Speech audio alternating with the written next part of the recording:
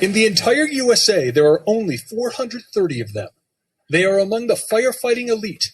They are the smoke jumpers. Spot elevation 10,900 feet. And many of them are in Colorado right now, marching onto aircraft, which is their transportation to the action. Their job? To fly into the fires just as new ones are starting up and stop them from getting bigger. This is video the smoke jumpers just brought back. It's hard to spot the flames from up here at 1,500 feet, but the smoke jumpers are trained to see them. And it's all very clear when they're on the ground. Nowhere near any roads, and sometimes quite a distance from any civilization. But if they don't get to the blaze quickly, the flames will often spread rapidly. Smoke jumpers court disaster every day they're on the job. When you talk to people you know who aren't necessarily close family, and you tell them what you do, what do they say to you? They think I should get my head examined. Part of the reason for that is because of how they get to the fires. Firefighting is not an occupation for the timid, particularly in this specialty. Take a look. These guys just don't fight in fires. They skydive into potentially deadly, combustible wilderness. We were invited to watch the smoke jumpers train in this canyon near Grand Junction, Colorado. After the smoke jumpers land, their equipment is attached to its own parachute. And inside the cargo, you'll find our hand tools that we use for fighting the fires. Generally, Pulaskis and shovels. The smoke jumpers, who all work for the U.S. Departments of Agriculture and the Interior, also have MREs, water, and sleeping bags in their cargo boxes, because they may be in the wilderness for up to 48 hours while hauling gear on their backs. Usually weighs between 120, 140 pounds, and will hike out of that situation. The fires in Colorado have been unpredictable and relentless, but there are so many other ways to get hurt, including lightning and bad parachute landings. Philip Lind was once seriously hurt when he missed the target. Had a branch from a tree puncture me, come through this pelvis, and eviscerate me. And fortunately, the personnel I was with was a trained paramedic. The smoke jumpers put out the fires by clearing fuels with their equipment and digging fire lines, also building backfires to stop the wildfires in their tracks. They have to get along with each other because their lives depend on relying on each other. Are there times where you're fearful? Well, most certainly. I think all firefighters have moments when they're fearful. We like to say courage is not the absence of fear, but the making of action in spite of it. And there has been no shortage of action this fire season. Well, what did you think about that? That's an interesting group of people, isn't it, that would do that? Let me pause this so we can go into our lesson today. Okay, Mr. Video. There we go. We're ready now. All right. So why did I show you that video to start reading this week? It's because our first story, this is one of those weeks where we're going to do two stories. Our first story is called Smoke Jumpers to the Rescue. And so I've always loved sci-fi. Hang on one second. There we go. Now we're ready. Okay. So our story is called Smoke Jumpers to the Rescue. This is the first story we'll read this week. We're going to read two stories about heroes.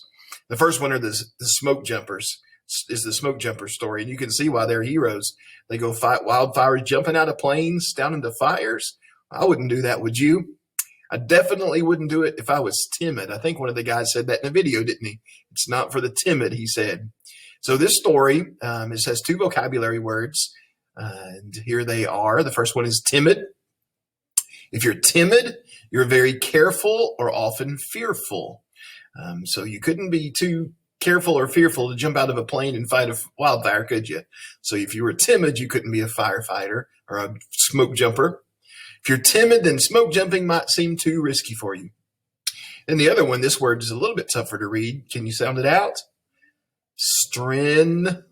Looks like the beginning of strength, doesn't it? Strenuous. Strenuous. It takes a lot of strength. If it's something is strenuous, if it's an activity is strenuous, it takes great effort or a lot of energy. Smoke jumpers perform many strenuous tasks, such as carrying equipment. You saw they said it weighed 120 pounds on their back. Wow. That's like carrying two of you on their back, probably, while they're fighting fires. So that's a tough, tough job. So timid and strenuous. We'll look for those words in our story. Smoke jumpers to the rescue. Now, this is in your reading book on page 266. If you would like to turn there, please. Look at little me here. I shrunk somehow. 266 in your reading book. Pause the video and grab your reading book so you can read this with me today. Page 266 is where we'll be. Okay. And here we go. An airplane circles above the Dutch Oven Gulch, Idaho, at 100 miles per hour. A man stands at the open side door of the plane, his hands firmly gripping the sides. His heart races. The plane bounces like a yo-yo in the wind. A fire rages 2,000 feet below. The man waits for his signal. Get ready, go. He jumps straight out, gets his body into the right position, then counts 1,000, 1,001, 1,002, 1,003, 1,004. His parachute opens on 4, pulled by the static line still attached to the plane. 19 more jumpers follow, and the plane flies off. Smoke jumper Patrick Withen is falling at 13 feet per second, but he feels as though he's floating. Birds faintly chirp around him. Wildfires roar below. Withen lands in a tree outside the burning area. He drops a line, releases his chute, and lowers himself to the ground. All 20 jumpers have landed safely. Now the plane circles back and drops 10 boxes, one for each pair of jumpers. The boxes contain everything they need for living and for fighting fires for 3 days. Chainsaws, shovels, Pulaskis, which are part axe and part hoe. There was one in that video. First aid kits, food, and water. If they have to stay longer, more supplies will be dropped in. The jumpers unpack and get to work. Well, look, there's a woman smoke jumper. A smoke jumper's most important task is to create a fire break. That's a stretch of ground in which there's nothing left to burn. No trees, branches, shrubs, or leaf piles. Smoke jumpers try to make the fire burn itself out by taking away its fuel. But why not reach the fire from the ground? Why jump into it? There's a rule that says the closest available resource must respond to a fire. That's often the smoke jumpers, says Withen. A fire truck 30 miles away from a wildfire could take an hour or more to reach the blaze. Airplanes are much faster. Even if we're 100 miles away, we can be working on that fire within 35 minutes, says Withen. There are close to a dozen smoke jumping bases throughout the United States. Thanks to the smoke jumpers and other dedicated firefighters, many lives and thousands of acres of wildland are saved each year. Now this caption says, a trainee adjusts her bag at the U.S. Forest Service smoke jumping training. That's a word. That's a mouthful. U.S. Forest Service Smoke Jumping Training Center in Missoula, Montana. Practice, practice, practice. Smoke jumping is not for the timid. First would-be smoke jumpers must pass a strenuous endurance test. Then begin 6 weeks of grueling boot camp, physical endurance training, running, swimming, aerobics, weightlifting, and more, and parachute training, jump skills, landing rolls, and chute packing. If you don't like making your bed, you won't like packing your parachute, says Withen. It takes an expert 35 to 40 minutes to properly pack a chute. The beginner might take 2 days. Wow. A lot of training goes into it. And it's just a short story. So that was it. But what do you think about fire smoke jumpers? Would you like to do that? I think I'll pass. I don't think I'm ready to join that crew yet, although I admire them and they are heroes for sure. Okay, let's take a look at our spelling, the type of words we have for spelling this week. This week, our spelling words are plural nouns. Plural nouns. And plural means there's more than one. So each one of the spelling words this week is a word that means there's more. It has an ending that means there's more than one. So let's read this. There's regular and irregular plurals. Most plurals are formed just by adding S to the end of the word. You have one book, B-O-O-K. You have two books, B-O-O-K-S. But for nouns that end in S-H, C-H-X, or Z, you have to add E-S. For nouns that end in Y, you have to change the Y to I and add E-S. Other plurals are irregular, like man completely changes to men. That's irregular.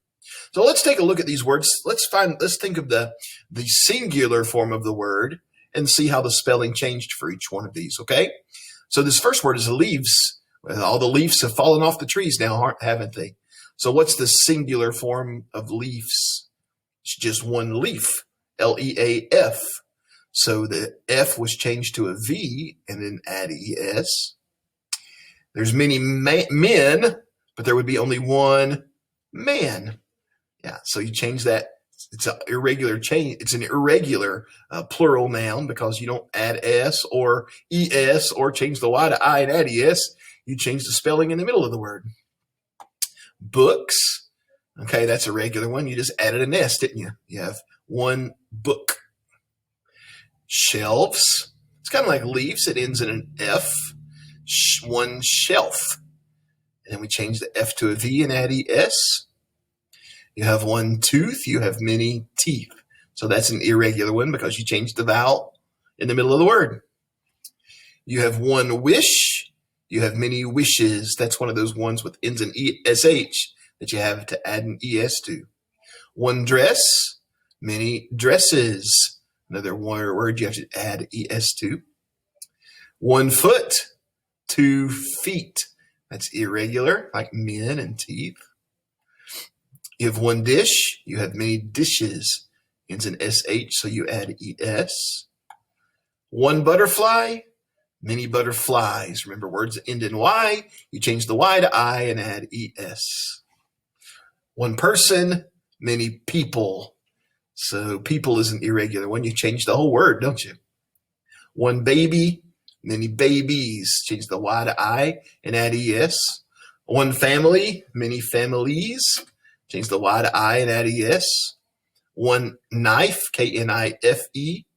Change the F to V and add ES. Like shelves and leaves. One tomato. But 2 tomatoes. We have to add an ES. Tomatoes. Don't forget the ES on the end of tomatoes. A lot of people just want to put an S. One zoo. Many zoos.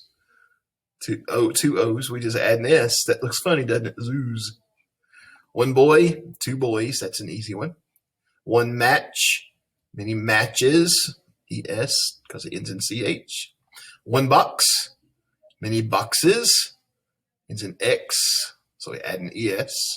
One lunch. Many lunches. Ends in CH. So we add ES. One goose. Many geese.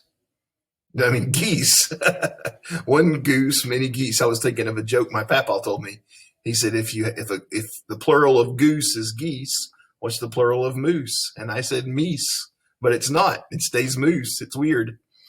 One goose, many geese. One dog, 2 dogs. One party, ends in Y. Change the Y to I and add ES. Many parties. One child. Here's an irregular one. Several children. Change child to children. One chair, 2 chairs. Just to add an S. Many children, plural. Go to parties, plural. During the holidays, plural. All right, so you see these are all plural nouns. It means there's more than one. There's different things you can do to the words to make them plural, depending on what type of word it is. So let's take a look at our spelling list, and we'll see what kind of words we have on here. The first word is still. Why do I have the wrong one up? These are homophones. I'm so confused. I thought this was I thought the spelling words had different plurals too. I didn't look closely enough. But these are homophones this week. Well, we're going to be talking about homophones in our lessons anyway. So homophones, you've got still and still. This type of still is the kind of still that you would make. This kind of metal. It's a kind of metal. This still would be like you steal something from somebody. You take it away and it's not yours. Allowed, saying it aloud, not being quiet, but saying it out loud. Allowed. This allowed is the teacher allowed me to have 30 minutes extra recess. Lesson. We're going to do a science lesson today. Lesson. I'm going to lessen the amount of work I give you. Means you're going to make it less. Whose? That's a contraction. With apostrophe S. Whose means who is. Who's going to get a big present for Christmas? Whose means who does it belong to? Whose present is that? Manor, it's a fancy house. Manner, I hope you have good manners and say please and thank you. Pedal, you're going to pedal your bicycle. I think that's right. Pedal is going to be like you're going to try to sell something. You're going to peddle something. Berry, like a strawberry. Bury, you're going to dig a hole and bury something. Hanger, clothes hanger. Hanger is like a place where you would keep airplanes. Airplane hanger, airport hanger. Overdue, you can overdo something like work too hard and get too tired, or play till you get too hot, or you can have a library book that's overdue. Rain, on a cloudy day it might rain. In the story, the king will reign. It means he's in charge. Principle is like a rule you live by. It's the principle of the matter. It's the rule of the matter. It's a rule you live by. It's a good principle to live by. Principles like Mr. Taylor. He's our principal. Stationary would be like it's not moving. Stationary, I don't even know what that one means. I'll have to look that up and tell you later. Okay, your assignment today is going to be for grammar. 2, 2, and 2. Let's take a look before we get into this, though. Let's take a look at what stationary means, that spelling. I don't even know. So sometimes teachers have to find out things too. And I thought it was a different spelling list than the one we have. So I didn't look it up. Stationary. Oh, it's at Office Max. I didn't know the difference between the spelling here. Stationary means it's fixed. It doesn't move. Stationary, the ERY, refers to paper, envelopes, and writing implements. So things that you might need for school would be stationary. And you got to keep them stationary on your desk so they don't fall off, right? Well, grammar this week, we're looking at homophones, like your spelling list. And the homophones we're going to focus on today are 2, 2, 2. Phone means how they sound. They sound alike. 2, this 2 right here, is a preposition. You would use it like this. I'm going to the North Pole. Remember we looked at prepositional phrases? To the North Pole tells a place. You're going to. All right. That's just TO. The TOO means also. I'm going to the North Pole too. And then TWO, that's the number 2. There are 2 people going to the North Pole. Okay? 2, 2, and 2. Your grammar this week today is going to be choosing which 2 to use in the sentence. So there will be a little video to help you understand it some more. When I get done talking, watch it. Your assignments today, number 1. That's all you have to do today is this grammar assignment, choosing the right 2 to use in the sentence. Okay, so get on it and we'll read again tomorrow. We'll see you then.